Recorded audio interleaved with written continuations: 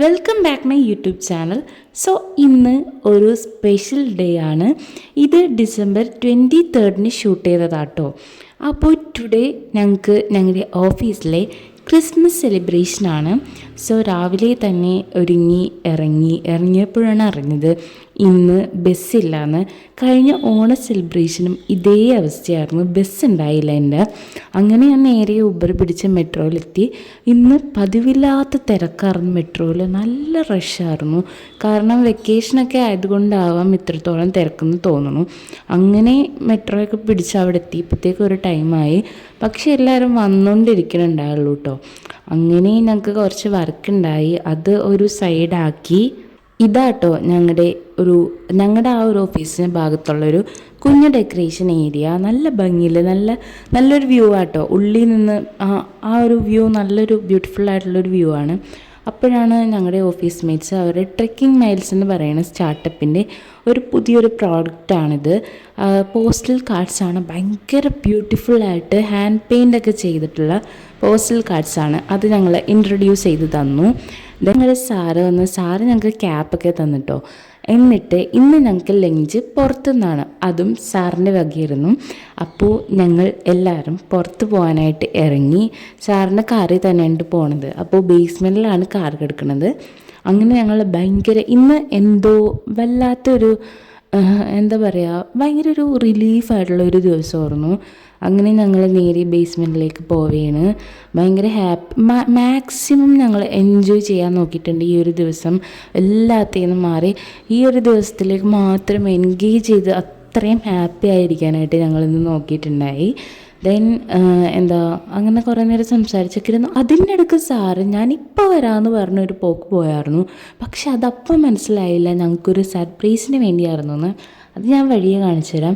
പിന്നെ ഞങ്ങൾ 3 പേര് റെഡ് ഇടാനായിട്ടാണ് തീരുമാനിച്ചത്. പക്ഷെ ഇട്ട് വന്നപ്പോൾ ഞാൻ റെഡ്, ഇവർ 2 പേരും വൈറ്റായി. പക്ഷേ അത് നല്ലൊരു കോമ്പിനേഷനായിരുന്നു കേട്ടോ. പിന്നെ എൻ്റെ ഈ ഡ്രസ്സ് ഇതൊരു 5 years ഓൾഡ് ഡ്രസ്സാണ്. ഞാൻ ഇതിട്ടിട്ടേ ഇല്ല, ഫസ്റ്റ് ടൈമായിട്ടാണിത്. കാരണം എനിക്ക് എപ്പോഴാണ് ഇത് കറക്റ്റ് ഫിറ്റായത്. ദെൻ ഞങ്ങൾ വണ്ടിയിൽ കയറി ഇറങ്ങി. അപ്പോൾ സാറ് പറഞ്ഞായിരുന്നു ഞാൻ ഫുഡ് വ്ലോഗ് എടുക്കണമായിരുന്നു, നമുക്കൊരു ജാപ്പനീസ് റെസ്റ്റോറൻറ്റ് ഉണ്ട് അവിടെ പോകാമെന്ന് പറഞ്ഞ് ഇറങ്ങി. പക്ഷേ അത് ടെമ്പററി ആയിട്ട് ക്ലോസ്ഡ് ആയിരുന്നു. ദെൻ ഞങ്ങൾ അടുത്ത സ്പോട്ട് തപ്പി പോവേന്.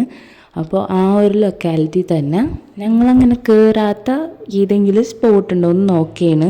ഫൈനലി ഞങ്ങൾക്കൊരു സ്പോട്ട് കിട്ടി, അവിടെ കയറി. അത്യാവശ്യം കുറച്ച് തിരക്കൊക്കെ ഉണ്ടായിട്ടോ അവിടെ. കാരണം ഈ പറയുന്നോട്ട് വെക്കേഷൻ ആയത് കാരണം ഫാമിലീസൊക്കെ ഒരുപാട് ഉണ്ടായിരുന്നു അവിടെ. അങ്ങനെ ഞങ്ങൾ കയറി. ഇതൊരു 1 മണി 1:30 ആയിട്ടുണ്ടാവും. ഈ ഒരു ടൈമിലാണ് ഞങ്ങളവിടെ ചെല്ലണത്. അപ്പോൾ ബിഗ് മൗത്ത് എന്ന് പറയുന്ന ഒരു റെസ്റ്റോറൻറ്റാണ്. നല്ല ആംബിയൻസ് ആയിരുന്നു കേട്ടോ. ആംബിയൻസ് എടുത്ത് പറയാണ്ടിരിക്കാൻ വയ്യ, നല്ല ആംബിയൻസ് ആയിരുന്നു. എനിക്ക് തോന്നുന്നു ഇവരുടെ മെയിൻ ഡിഷസ് സീ ഫുഡ്സ് സംഭവങ്ങളൊക്കെയാണ്. അപ്പോൾ സാർ പറഞ്ഞു എല്ലാവരും വെറൈറ്റീസ് ഓർഡർ ചെയ്യുക, അപ്പോൾ നമുക്ക് എല്ലാം ടേസ്റ്റ് ചെയ്യാമല്ലോ. അങ്ങനെ ഞങ്ങൾ വെറൈറ്റീസ് ഓർഡർ ചെയ്ത്. റേറ്റ് ഒരു ഇച്ചിരി അഫോർഡബിൾ അല്ല എന്തായാലും. പിന്നെ ക്വാണ്ടിറ്റിയും അത്രത്തോളം ഉണ്ടെന്ന് എനിക്ക് തോന്നിയില്ല ചില ഐറ്റംസ്. സോ ഞങ്ങൾ ഫുഡ് ഓർഡർ ചെയ്തു. സാറ് ഒരു ചോപ്സ്റ്റിക് ബൗളാണ് ഓർഡർ ചെയ്തത്, ന്യൂഡിൽസൊക്കെ ആയിട്ട് വരുന്നത്. പിന്നെ ഒരാൾ ഈ ബീഫ് സ്റ്റീക്ക് ഓർഡർ ചെയ്തു. ഇത് രണ്ടും അടിപൊളിയായിരുന്നു കേട്ടോ, നല്ല ടേസ്റ്റ് ഉണ്ടായി, വേർത്തായിരുന്നു.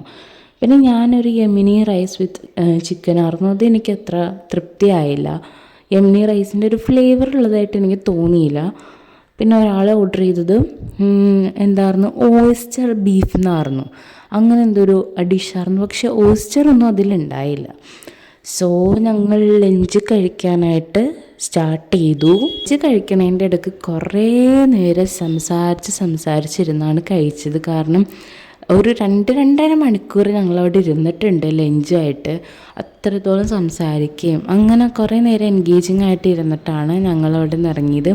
അപ്പോൾ ഞങ്ങൾ ആദ്യം കുറേ കഴിച്ച് കഴിഞ്ഞിട്ട് ഞങ്ങൾക്കൊരു തൃപ്തിയായില്ല. അപ്പോൾ പറഞ്ഞു വേറെ എന്തെങ്കിലും കൂടി ഓർഡർ ചെയ്യാമെന്ന് പറഞ്ഞു. അപ്പോൾ അവിടെ ഒരു സീ ഫുഡ് പ്ലേറ്റർ ഉണ്ട്, അത് വാങ്ങാമെന്ന് കരുതി. അത്യാവശ്യം നല്ല റേറ്റാണ് കേട്ടോ.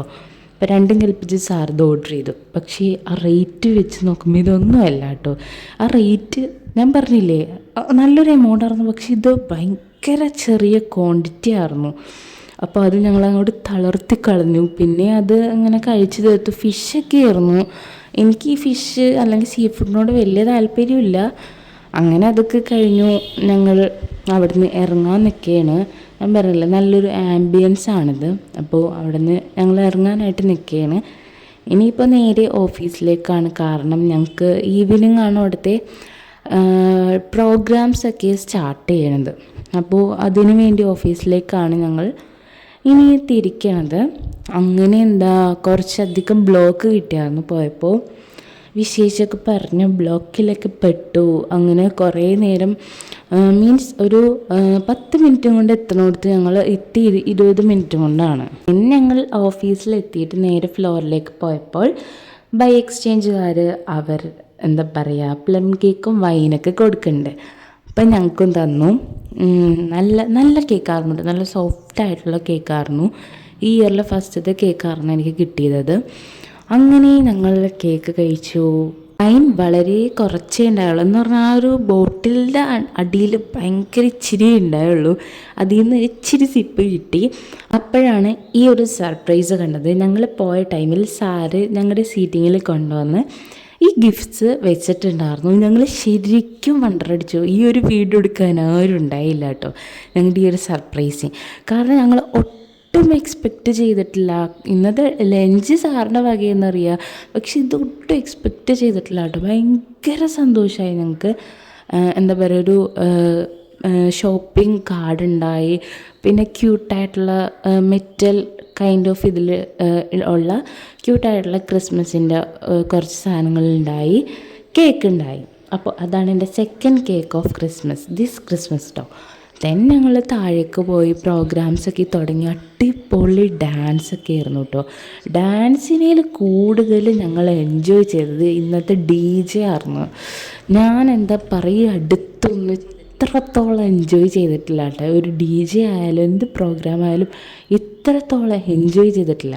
അപ്പോൾ ഇതതിൻ്റെ ഇടയ്ക്ക് ഞാൻ കയറി വന്നപ്പോൾ ഇനിയിപ്പോൾ ഈ ഒരു തീം എന്തായാലും മാറ്റും. കാരണം ക്രിസ്മസ് ഒക്കെ കഴിഞ്ഞില്ല. അപ്പോൾ വെറുതെ ഒന്ന് ഷൂട്ട് ചെയ്തത് ഓഫീസിൻ്റെ ഫ്ലോറ്.